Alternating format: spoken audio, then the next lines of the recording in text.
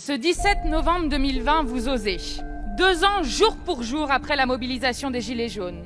En 2020, année des mobilisations massives contre les violences policières où se scandait « Je veux respirer ». En pleine pandémie de coronavirus, en plein confinement de nos libertés, vous osez.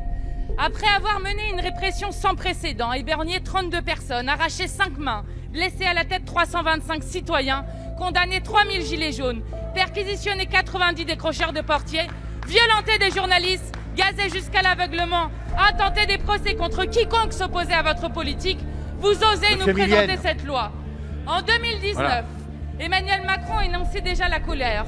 Ne parlez pas de répression ou de violence policière, ces mots sont inacceptables dans un état de droit. Je refuse ce terme. Donc, pas de mots pour décrire cette réalité. Et maintenant, pas d'image. Pas d'image, pas de preuves. Pas de preuves, pas de violence policière. Pas d'image, pas de scandale Benalla. Pas d'image, pas d'enquête sur la mort de Cédric Chouviat. Sans image, la répression policière n'existe pas. Fini l'indignation devant 150 lycéens à genoux. Fini les risques de contestation, d'enquête judiciaire ou journalistique. Qu'importe que l'ONU rappelle la France à l'ordre sur le respect des libertés fondamentales. Qu'importe que la France sous Macron rayonne à l'international uniquement pour sa répression du Pérou à Hong Kong. Qu'importe l'opposition de tous les organismes de défense des droits humains et le rejet massif de votre loi dans le pays. Nous serons donc filmés avec des caméras portables, scrutés avec des drones, identifiés à travers la reconnaissance faciale. Citoyens, souriez, vous serez tous surveillés, mais pas les policiers. Je vais vous dire, vous êtes en guerre contre le peuple, incapable de répondre à l'urgence sociale, écologique et sanitaire. Vous faites porter aux policiers de ce pays le sale boulot de votre incompétence. Nous refusons votre autoritarisme. Nous refusions que vous fouliez aux pieds nos libertés et notre démocratie. Collègues, revenez à la raison et votez pour cette motion de rejet. Merci. Je vais me tourner évidemment vers vous, Annika Jaurès. Vous parlez d'Absurdistan quand vous parlez de la façon dont la France gère cette épidémie de Covid. Est-ce que vous avez un exemple qui pourrait décrire cet Absurdistan selon vous? Ah oui, on a beaucoup d'exemples, mais il y a un qui m'a frappé le plus. C'est la petite femme âgée de 93 ans à Biarritz qui voulait se nager pour soigner son neuropathie, donc une maladie vraiment douloureuse des jambes, et qui a été empêchée par, je pense, 4 policiers d'aller nager. Donc ça, c'est une énorme absurdité. En plus, c'est contre-productif parce que le sport, ça renforce évidemment les défenses immunitaires. Donc ça, c'est l'exemple qui m'a conduit finalement à écrire cet article et de trouver bien d'autres exemples. Par exemple, la limite de mouvance de 1 km qui est imposée à tout le monde. Et ouais, c'était déclenché par cette dame âgée obligée de rentrer chez soi au lieu de faire ses soins dans la mer.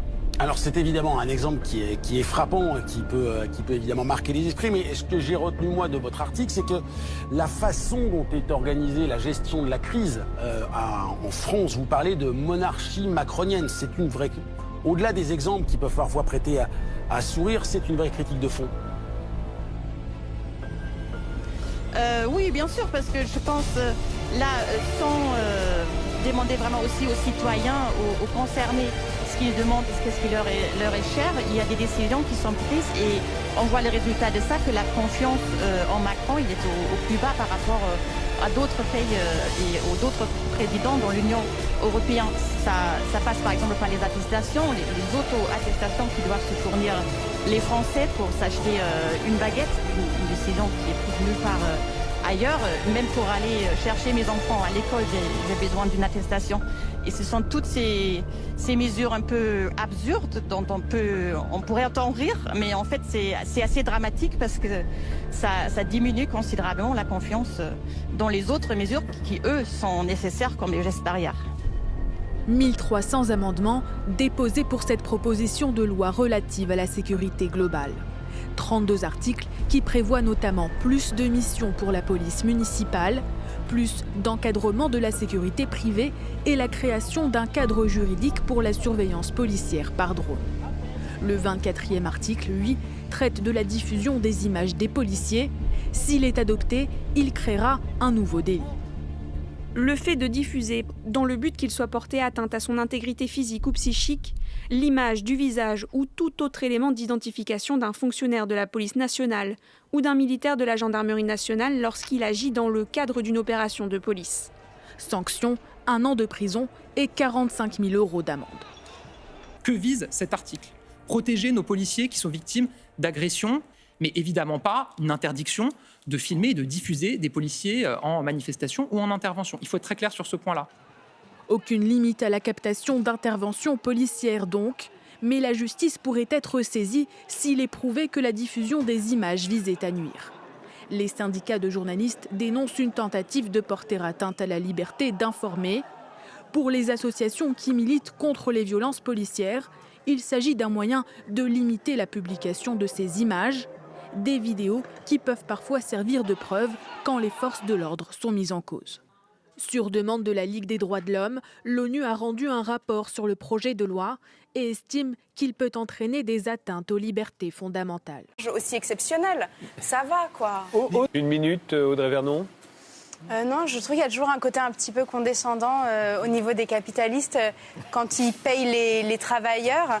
Dans mon spectacle, il y a un personnage de milliardaire qui dit... en parlant des travailleurs, il ne faut pas leur donner d'argent, c'est des pauvres, ils ont besoin de travailler pour vivre. Il ne faut pas leur donner d'argent, ils ne sauraient pas quoi en faire. Il ne faut pas leur donner d'argent pour qu'ils aillent le boire. Au moins, les actionnaires ne vont pas tout dépenser au bistrot. Et c'est vrai que, voilà, quand je vois tous ces profits exceptionnels, je me dis, mais pourquoi est-ce qu'on n'en redistribue pas une petite partie aux travailleurs qui sont quand même les gens qui fabriquent. Avec la nature, c'est quand même les gens qui fabriquent la richesse. Les capitalistes ne fabriquent rien. Je pense que les riches en France n'assument pas leur position et là, ça renvoie à nouveau au débat sur Bill Gates, c'est-à-dire que les riches devraient réinjecter de manière visible, ostentatoire en quelque sorte, dans la société les richesses qu'ils ont générées. Culturellement, on n'en est pas là du tout. Ils ne devraient pas les gagner déjà. Mathilde Demoiselle.